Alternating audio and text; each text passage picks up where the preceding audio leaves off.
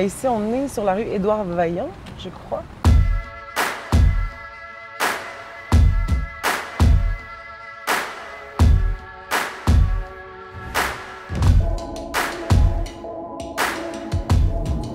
J'aime ça parce que les gens connaissent pas très bien Vierzon, mais là, on part en road trip à Vierzon.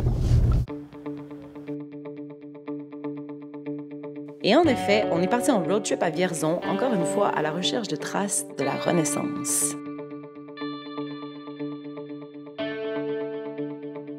Bon, vous allez voir que tous les endroits qu'on a visités ne sont pas nécessairement reliés à la Renaissance. Mais à toutes les fois, on y a fait des rencontres assez exceptionnelles. Elle, c'est Aurélie, une guide de l'Office de tourisme de Vierzon. T'as la fenêtre là dont je te parlais, la fenêtre à meneaux.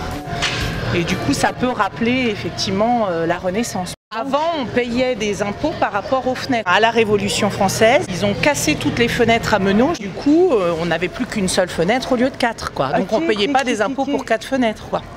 Ouais, parce qu'en fait, c'est plus une fenêtre avec Exactement. divisée en 4. C'est juste une décoration, quoi.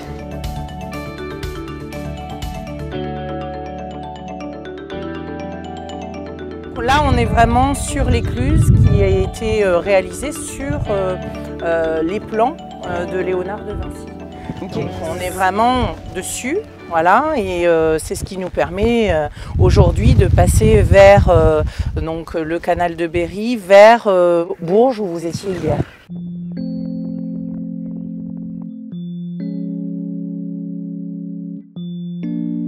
Ici, on est dans un restaurant qui s'appelle la Bûcherie. Et c'est vraiment un lieu assez cool, assez typique avec des poutres en bois. Je pense qu'il doit y avoir un nom précis pour ça. Vierzon, c'est vraiment une vieille ville aussi, qui a été détruite pendant la guerre de 100 ans. Mais il y a toute une partie qui date du 12e, 13e siècle en fait. Donc encore une fois, beaucoup de colombages, un peu comme à Bourges.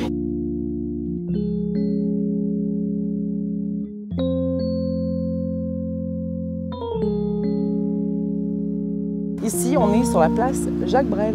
Donc, regardez. Elle a été inaugurée samedi. OK. Puis pourquoi ils ont fait ça? Parce que Jacques Brel, il a fait une musique sur Vierzon. Ah oui, t'as voulu voir Vierzon. Oui. Et on a vu Vierzon.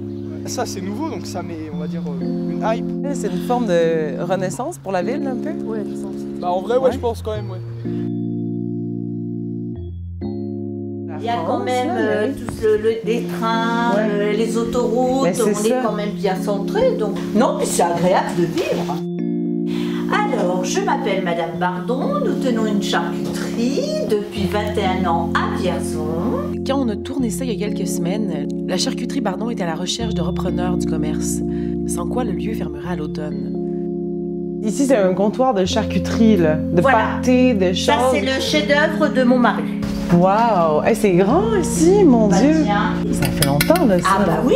Ah bah il y en a eu du pâté là-dedans. Ah bah il y en a eu du pâté. Ah oui, c'est ça, hein? J'espère vraiment que Madame et Monsieur Bardon auront trouvé quelqu'un pour reprendre leur commerce. Surtout qu'à Vierzon, certains petits commerçants ont maintenant accès à de l'aide pendant 2 ans, et ce, pour redynamiser la ville. Ce qu'il faut savoir, c'est qu'en fait, depuis plusieurs années, les gens ils délaissent un peu les villes moyennes ou les plus petites villes pour aller dans les grosses villes. Mais à un moment donné, les grosses villes deviennent saturées de gens, donc il va y avoir un retour des gens dans les plus petites villes. Ce qui veut dire que les commerces se redynamisent en ce moment. Et on peut dire qu'on est dans une forme de renaissance de la ville actuellement à Vierzon à cause de ça.